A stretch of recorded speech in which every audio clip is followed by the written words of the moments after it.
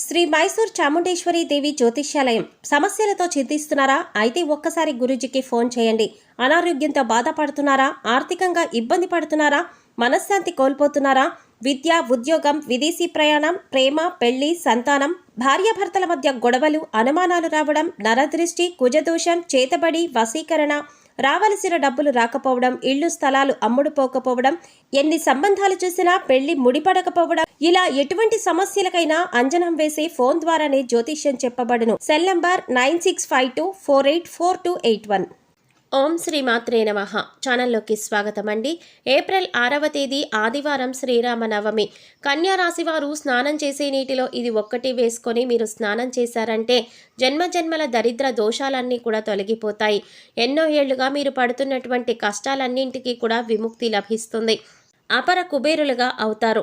స్నానం చేసే నీటిలో ఈ ఒక్కటి వేసుకొని స్నానం చేయటం వల్ల మీకు పట్టుకున్నటువంటి దరిద్ర బాధలు, దుష్టశక్తుల ప్రభావం అంతా కూడా తొలగిపోతుంది.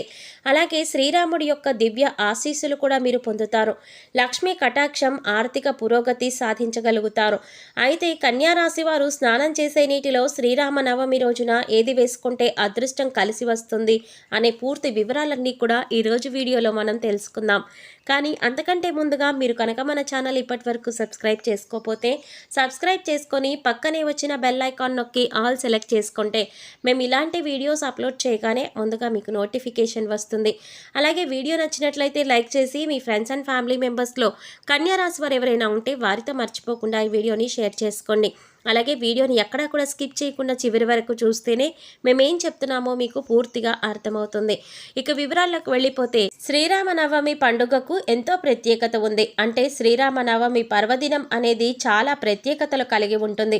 అయితే ఈసారి వచ్చేటటువంటి శ్రీరామనవమి మరింత ప్రత్యేకతను సంతరించుకుందని చెప్పడంలో ఎటువంటి ఆశ్చర్యం కూడా లేదు. దానికి కారణం ఎన్నో వేల సంవత్సరాలుగా రామజన్మభూమిలో రాముడి మందిరాన్ని నిర్మించడం అనే కల కూడా నెరవేరింది. ఈ రామ మందిరంలో శ్రీరామనవమి వేడుకలు ఘనంగా జరపనున్నారు. ఎంతో కన్నుల పండుగగా ఈ యొక్క పర్వదిన వేడుకలు కొనసాగుతాయి. అయితే శ్రీరామనవమి నాడు కన్యా రాశి వారు స్నానం చేసే నీటిలో ఇది ఒక్కటి వేసుకొని స్నానం చేయటం వల్ల జన్మజన్మల దరిద్రం, దుఃఖం అన్నీ కూడా తొలగిపోయి మీరు చేపట్టిన ప్రతి పనిలో కూడా విజయకేతనం ఎగరవేస్తారు అని చెప్పడంలో ఎటువంటి అతిశయోక్తి కూడా లేదు. అయితే స్నానం చేసే నీటిలో ఏది వేసుకొని స్నానం చేయాలో తెలుసుకునే ముందు శ్రీరామనవమి యొక్క విశిష్టత గురించి కూడా మనం తెలుసుకుందాం.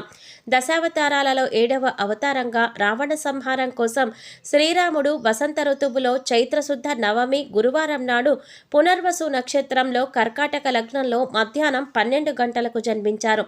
ప్రతి సంవత్సరం ఈరోజు శ్రీరామనవమిని మనం పండగలాగా జరుపుకుంటాం. శ్రీరామనవమి జన్మదినం అయిన చైత్రశుద్ధ నవమి నాడు శ్రీరామనవమిగా పూజలు జరుపుకుంటూ ఉంటాం. దేశవ్యాప్తంగా రాముడికి పూజలు జరుగుతాయి. శ్రీరామనవమి రోజున ఊరిలో పెద్ద పెద్ద తాటాకు పందిళ్లు వేసి సీతారాముల వారి యొక్క కళ్యాణం కూడా చేస్తారు. శ్రీరాముడికి అరటిపళ్ళు అంటే చాలా ఇష్టం కాబట్టి రాముల వారిని కొలిచేటప్పుడు అరటిపళ్ళు నివేదన చేస్తే కనుక ఆ శ్రీరాముడి యొక్క దివ్య ఆశీస్సులు మీకు ఖచ్చితంగా కలుగుతాయి. ఇంట్లో కూడా యథాశక్తిగా శ్రీరాముల వారిని పూజించి పానకం, వడపప్పు, చలిమిడి నైవేద్యంగా సమర్పించి అందరికీ పంచిపెడతారు. అలాగే ఉత్సవాలలో భాగంగా అన్నదానం కూడా చేస్తూ ఉంటారు. గ్రామాలలో పేద, ధనిక అని భేదాలు లేకుండా రాముల వారి ప్రసాదంగా దాన్ని స్వీకరించడం ఆనవాయితీగా వస్తోంది. శ్రీరామనవమి రోజున సీతారామ కళ్యాణం చేస్తే మీకు జీవితంలో సకల శుభాలు చేకూరుతాయి, అష్టైశ్వర్యాలు కలుగుతాయి. అయోధ్య రాజు అయిన దశరథుడు, రాణి కౌశల్యలు జరిపిన పుత్రకామేష్టి యాగ ఫలితంగా కలిగిన సంతానం శ్రీరాముడు. దశావతారాలలో శ్రీరామ అవతారం ఒకటి. శ్రీరాముడి జనన సమయంలో అప్పటికే రాక్షసుడైన రావణుడు భక్తులను, మునులను, దేవతలను ముప్పు తిప్పలు పెడుతూ లోకాలన్నింటినీ కూడా అల్లకల్లోలం చేస్తున్నాడు. రావణ సంహారం చేసి ధర్మాన్ని రక్షించాడు శ్రీరాముడు. మానవుడు ఎలా ఉండాలి, బంధాలను ఎలా గౌరవించాలి, ఎలా కాపాడుకోవాలి అని ఆచరించి చూపించాడు ఆ శ్రీరామచంద్రుడు. శ్రీరామనవమి పండుగను భద్రాచలంలో ఏ రోజైతే చేస్తారో అదే రోజు అన్ని ప్రాంతాల వారు జరుపుకుంటూ ఉంటారు. అయితే రేపు శ్రీరామనవమి పర్వదినం రోజున ఉదయం 6 గంటలకు నిద్రలేచి స్నానం చేయవలసి ఉంటుంది. ముఖ్యంగా అభ్యంగన స్నానం అంటే ఒంటికి నువ్వుల నూనె రాసుకొని తలంటు స్నానం చేయాలి. ఈ విధంగా చేసే ముందు మీరు చేయవలసినటువంటి మొదటి పని ఏమిటంటే కనుక ఇల్లంతా కూడా శుభ్రం చేసుకోండి. ముఖ్యంగా ఇల్లు వాకిలి శుభ్రం చేసుకోండి. వాకిట్లో అందంగా ముగ్గులు తీర్చిదిద్దండి.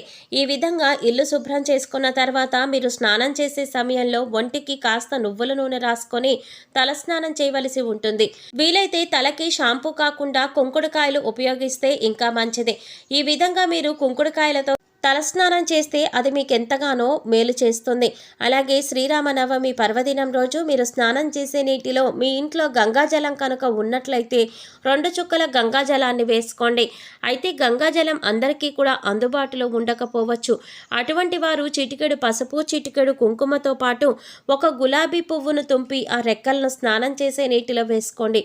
ఈ విధంగా పసుపు, కుంకుమ అలాగే గులాబీ రేకులు ఏవైతే ఉన్నాయో వాటిని మీరు నీటిలో వేసుకొని స్నానం చేయటం వల్ల మీరు గంగాజలంతో స్నానం చేసినంత పుణ్య ఫలితం లభిస్తుంది.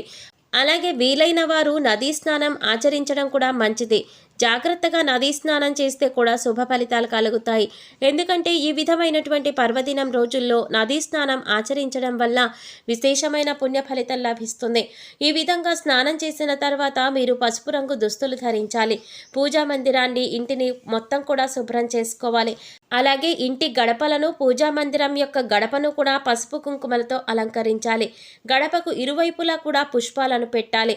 ఈ విధంగా గడపను అలంకరించడం వల్ల లక్ష్మీదేవికి ఆహ్వానం పలుకుతున్నట్లుగా ఉంటుంది. అలాగే సీతారాముల వారి యొక్క దివ్య ఆశీస్సులు కూడా మీకు కలుగుతాయి. అలాగే పూజకు ఉపయోగించే పటానికి గంధం, కుంకుమ పెట్టి సిద్ధంగా ఉంచుకోవాలి. శ్రీ సీతారామ లక్ష్మణ భరత శత్రుఘ్నులతో కూడిన పటం కానీ లేదా శ్రీరాముని ప్రతిమను కానీ పూజకు మీరు ఉపయోగించుకోవచ్చు. పూజకు సన్నజాజి, తామర పువ్వులు, నైవేద్యానికి పానకం, వడపప్పు, కమలకాయలు సిద్ధం చేసుకోవాలి.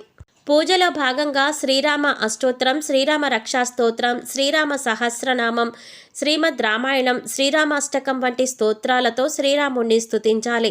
ఇంకా శ్రీరామ పట్టాభిషేకం అనే అధ్యాయాన్ని పారాయణ చేయటం ద్వారా కూడా మీకు శుభ ఫలితాలు కలుగుతాయి. అలాగే ఈ రోజున శ్రీరాముడి దేవాలయాన్ని సందర్శించుకోవడం కూడా మంచిది. అలాగే దేవాలయాలలో పంచామృతాలతో అభిషేకం, శ్రీరామ ధ్యాన శ్లోకాలు, శ్రీరామ అష్టోత్తర పూజ, సీతారామ కళ్యాణం వంటి పూజా కార్యక్రమాలు మీరు జరిపిస్తే కనుక అనుకున్న కార్యాలన్నీ కూడా దిగ్విజయంగా పూర్తి కావడంతో పాటుగా సకల సంపదలు కూడా మీకు చేకూరుతాయి. అలాగే ఈ రోజున శ్రీరాముడి యొక్క వ్రతాన్ని ఆచరించడం కూడా మంచిది. నవమి రోజున మధ్యాహ్నం 12 గంటలకు పూజ చేయాలి. పూజకు కంచు దీపాలు ఉపయోగించాలి. 2 కంచు దీపాలు వెలిగించాలి. ఒక్కొక్క దానిలో 5 ఒత్తులు వేసి దీపారాధన చేయాలి. పూజ చేసేటప్పుడు తులసిమాలను ధరించడం చేయాలి. అలాగే పూజ పూర్తయిన తర్వాత అన్నదానం చేయాలి. శ్రీరామ రక్షా స్తోత్రం, శ్రీరామ నిత్య పూజ వంటి పుస్తకాలను తాంబూలంలో కలిపి ముత్తైదువులకు ఇవ్వడం ద్వారా శుభ ఫలితాలు కలుగుతాయి. అలాగే ఈ రోజున పానకం, వడపప్పు తయారు చేసి మహాప్రసాదంగా స్వీకరిస్తారు. దీని వెనకాల ప్రాకృతికంగా ఎంతో అర్థం దాగి ఉంది. ఇది వేసవికాలం కాబట్టి వీటిని ప్రసాదం రూపంలో సేవించడం వల్ల మనుషుల యొక్క ఆరోగ్యం, ఆయుష్ అభివృద్ధి కలుగుతుంది అని కూడా ఆయుర్వేద నిపుణులు తెలియచేస్తున్నారు. మన ప్రసాదాల అన్నింటిలో కూడా కాలానుగుణంగా ఆరోగ్యాన్ని బట్టి నిర్ణయించబడినవి. వడపప్పు, పానకం కూడా అంతే. ఈ ఋతువులో వచ్చే గొంతు వ్యాధులకు పానకంలో ఉపయోగించే మిరియాలు, యాలకులు ఉపశమనాన్ని ప్రసాదిస్తాయి, ఔషధంలాగా పనిచేస్తాయి. అలాగే పానకం శ్రీ మహావిష్ణువుకు ప్రీతికరమైనది. పెసరపప్పు శరీరంలో ఉష్ణాన్ని తగ్గించి చలవ చేస్తుంది, శరీర కాంతిని వృద్ధి చేస్తుంది. అంతేకాదు జ్ఞానానికి ప్రతీక.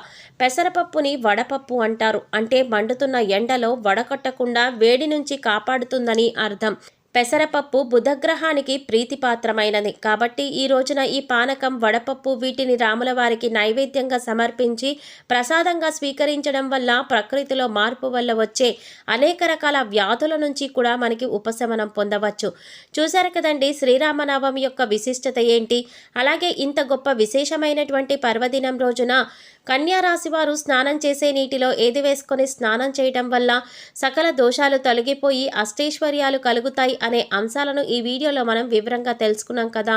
ఈ వీడియో మీకు నచ్చినట్లయితే లైక్ చేసి మీ ఫ్రెండ్స్ అండ్ ఫ్యామిలీ మెంబర్స్లో కన్యా రాశి వారు ఎవరైనా ఉంటే వారితో మర్చిపోకుండా ఈ వీడియోని షేర్ చేసుకోండి.